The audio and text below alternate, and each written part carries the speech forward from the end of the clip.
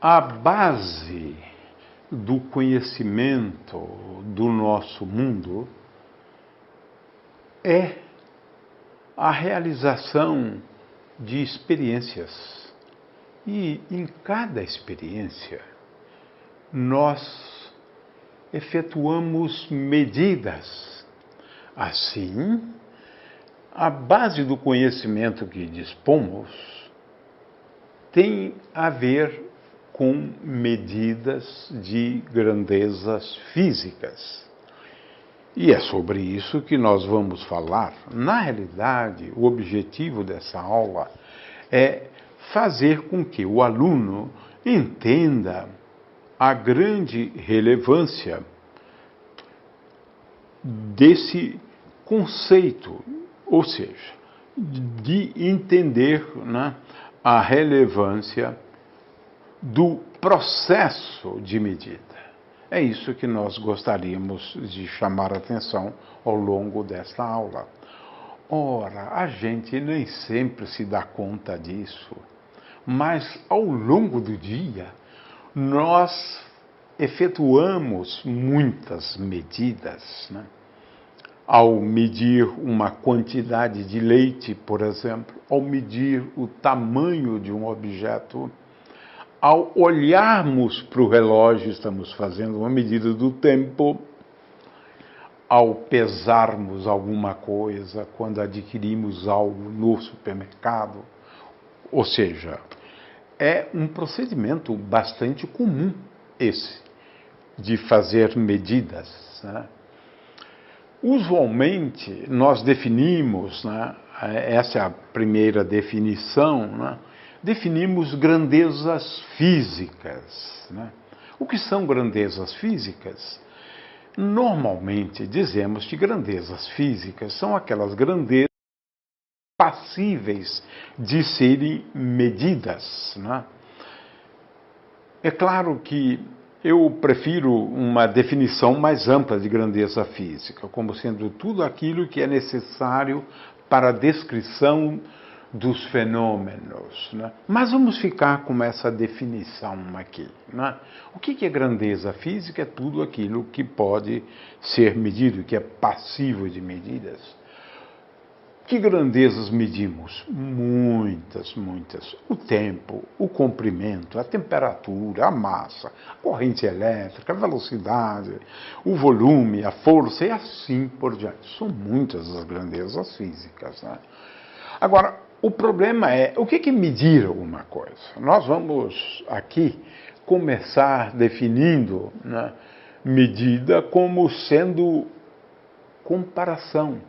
Medir é comparar, como temos aqui nesse exemplo, né? Nós estamos comparando a altura do armário com uma unidade de medida, né? Aqui está o conceito agora fundamental, né, do ponto de vista de medidas. Por quê? Medir é comparar. Comparar com o quê? Com uma unidade de medida. Eu tenho aqui um exemplo curioso, né? Porque muitas vezes a gente pode utilizar o palmo como unidade de medida. Não é bom, porque claramente o palmo não é uma grandeza ou uma unidade padronizada. Cada um tem um palmo, né? Então não é muito bom. Mas a gente usa. Quantos palmos tem essa mesa ou esse objeto, né? Às vezes a gente faz uso disso, né? Algumas unidades, né, de massa, por exemplo, né, unidade de comprimento, né, pode ser o centímetro, como temos aqui, né, um exemplo. O fato é que temos muitas unidades de medida. Quando a gente mede, a gente compara algo com uma unidade de medida, né? E temos, como já dissemos antes, né, muitas medidas no cotidiano. Medimos um quarto para saber se um móvel cabe naquele quarto. Medimos o volume de um determinado recipiente ou medimos o volume ocupado por um líquido. Mas medimos também massas na feira, não é? Temos, então, muitos exemplos. O fato é que, quando dizemos que um armário como aquele tem 2 metros, o que nós estamos querendo dizer é que ele é 2 vezes maior do que a unidade de comprimento escolhida, nesse caso, como sendo o metro. Então, medir é comparar com uma unidade de medida. Ora, a gente usa muitas vezes diferentes unidades de medida. Por exemplo, quando viajamos, ninguém pergunta metros, né? Quantos metros andamos? Nós perguntamos quantos quilômetros já viajamos. Ou seja, preferimos utilizar essa unidade, porque existe mais de uma unidade, né, de medida, né? Qual é a altura do vaso? Usualmente a gente expressa isso em centímetros, mas se referirmos à altura de um prédio, seria melhor utilizar um metro. Então temos aqui exemplos, né, de usos de unidades de medida diferente. Algumas vezes utilizamos uma unidade como sendo a padrão e as subunidades ou os múltiplos da unidade de medida, né? Que grandeza medimos? Aqui temos, então, várias, né? Como já apontamos antes, a pressão atmosférica, né? Então, existem muitas grandezas que medimos. Isso estou falando do cotidiano, né? Muito bem. Então, existem muitas perguntas, né, que nós formulamos ao longo do dia. Quanto tempo durou a medida? Veja que agora nós precisamos expressar ou fazer com que a resposta seja dada em alguma unidade de medida, né? Qual o comprimento da corda? Isso já nos evoca o conceito de unidade de medida, né? A mesma coisa em relação à temperatura, né? Qual é a capacidade do vaso? Aqui nós estamos falando, então, do volume, né, do vaso, né? É claro que cada pergunta que formulamos envolve medidas de grandezas físicas, né? Por exemplo, a previsão do tempo, ela só é possível quando nós efetuamos medidas, né, de pressão e de temperatura em vários pontos, né, na superfície terrestre. E é claro que a partir dessas medidas, né, e a partir das equações de evolução, né, do sistema, né, nós podemos fazer uma previsão do tempo. Mas, claro que isso requer medidas, né, da pressão, temperatura, eventualmente da densidade em cada ponto sobre a superfície terrestre, né? Muito bem, então, agora quero chamar a atenção é que a base da ciência é a experimentação, e a base da experimentação é efetuar medidas, né? E muitas vezes dizemos que o pai da ciência foi o Galileu, que fez medidas e observações, porque às vezes nós fazemos observações e a partir delas fazemos inferências. Por exemplo, Galileu olhou para o céu e inferiu, né, que ali deveria haver um grande número de estrelas numa determinada região, que é a Via Láctea. Observando, ele inferiu alguma coisa, né? Também observou a Lua e assim por diante. Então, agora, além de observações, né, que são úteis, também são relevantes, né, ele também se dedicou à experimentação, valorizando a experimentação. Aqui eu tenho 2 experiências, né, que ficaram famosas, né? A queda livre dos objetos, né? Ele fez experiências a partir da Torre de Pisa, e essa experiência aqui, famosíssima, sobre um movimento uniformemente variado, no qual ele soltava bolas de canhão numa calha e media o tempo para ela chegar até embaixo, bem como também em algumas posições intermediárias, né? O fato é que medidas, né, foram feitas primeiramente por Galileu no estudo do movimento, né?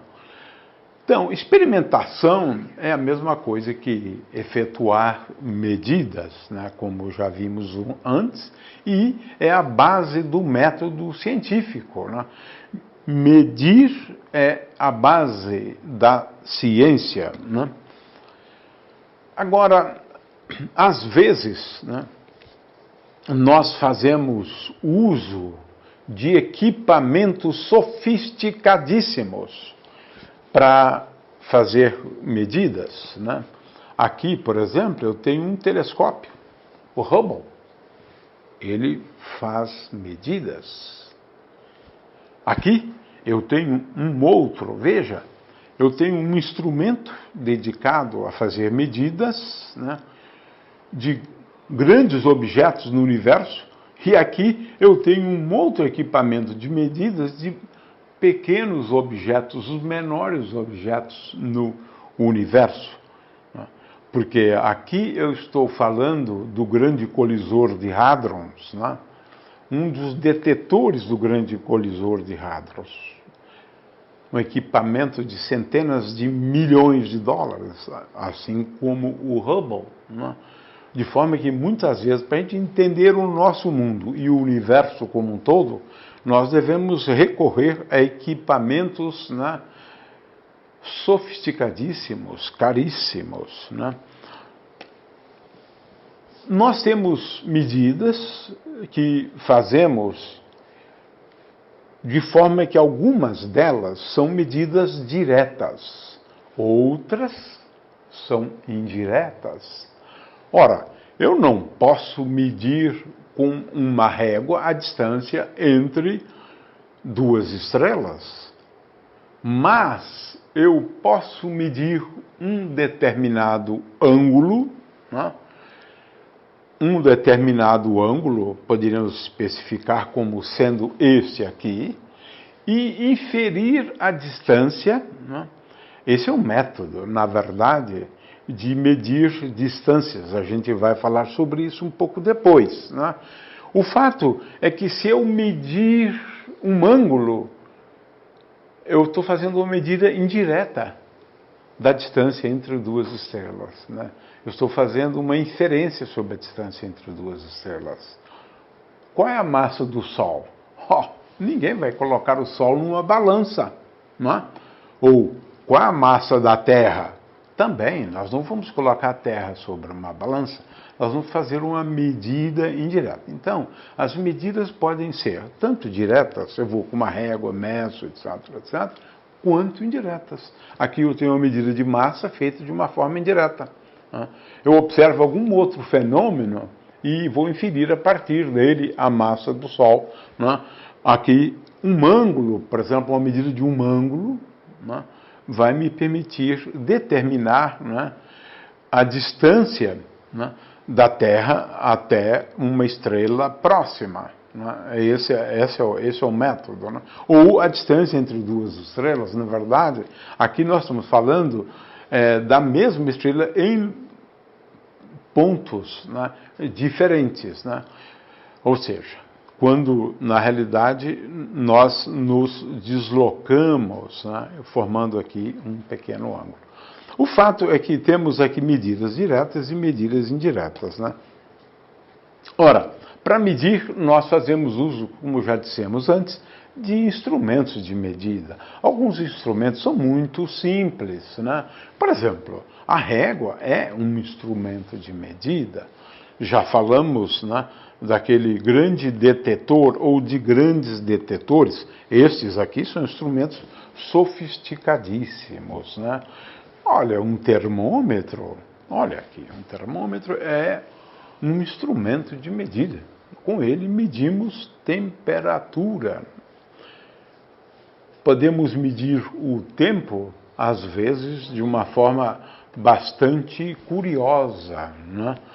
O fato é que nós temos equipamentos de medir pressão, por exemplo, né? De medir a corrente elétrica, a voltagem. Fazemos uso de instrumentos de medida. Por exemplo, ao efetuarmos medidas de distância, né? Nós estamos aqui comparando um livro, né? Por exemplo, o dorso do livro, com uma unidade de medida fazendo uso de um instrumento de medida, que nesse caso aqui é a régua. Nós temos instrumentos analógicos, né? Por exemplo, quando utilizamos a régua, né? Quando medimos o volume de um objeto, né? Então, nós temos instrumentos analógicos, como a balança romana, 2 pratos, aquela que muitas vezes a gente usa na feira, né? E instrumentos digitais. Os instrumentos digitais já dão uma leitura, né? Como, por exemplo, no caso desse multímetro aqui. O fato é que é muito importante medir com precisão, e para isso devemos muitas vezes utilizar. Pode ser que em alguns casos baste uma trena, mas o micrômetro, o paquímetro são mais úteis quando queremos fazer medidas de precisão. E medir com precisão é muito relevante. Veja uma indústria que produz um gênero alimentício, empacota aquele gênero alimentício e imaginemos que ela cometa um erro, colocando naquele pacote, não 1 quilograma, mas 1 quilograma mais 50 gramas. Olha o prejuízo que a empresa vai tomar. Ao contrário, se ela estiver subtraindo, ela vai ter grandes problemas com a fiscalização. No Brasil, nós temos um órgão que cuida, que é o Inmetro, né, que cuida da metrologia, da normalização e qualidade industrial. Pode aplicar multas, caçar licenças de produtos fora das especificações, né? Aqui tenho uma foto do Inmetro que fica logo na subida da serra para Petrópolis, né? O fato é que essa questão da medida com precisão, por outro lado, nos propiciou, né, algumas coisas absolutamente surpreendentes e maravilhosas, né? Por exemplo, o GPS. O GPS é baseado na medida de tempo com absoluta precisão para efeito de localização. E isso, veja só, como nos facilita hoje, né, a vida quando nós nos deslocamos, por exemplo, né? O fato é que medida é importante na ciência, medidas são importantes na vida prática, medidas são importantes, especialmente essas de grande precisão, em processos industriais, né? Ora, estamos sempre diante de processos de medida. Medir, como já explicamos, é comparar. Comparar com quê? Com uma unidade de medida. Depois vamos entrar em detalhes de medidas de tempo, medidas de comprimento e medidas de massa, porque essas são as medidas fundamentais na mecânica.